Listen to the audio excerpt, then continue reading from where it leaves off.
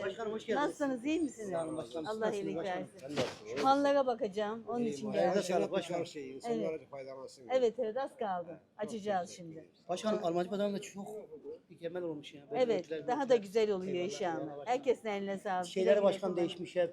Tenteler. Evet. Şu anda işte eksikleri şu Türkçanlı'da açacağız. Evet başkanım. Devam ettireceğiz. Kapalı hanım zamanımız kalmayacak Bayağı inşallah. şey oldu başkanım. Almancı Evet, pazarı güzel oldu. toparlıyor. Ekip çalışıyor. Evet başkanım çok hoş oldu. Allah Sağ kolaylık olun başkanım. versin. Herkese kolay gelsin. Eline sağlık abi. Çok teşekkür ederim. Sağ olasın.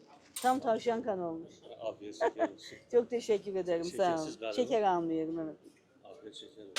Çok teşekkür ederim. Elinize sağlık. Tekke Camisi de bitiyor şimdi restorasyonu. Orayı da açıyoruz. Bölge tamamen rahatlayacak inşallah. Allah kolaylık versin. 12'sine Kültür Bakanımız geliyor. Ona hazırlık yapıyoruz. Çok teşekkür ederim. Allah razı olsun. Sağ olun.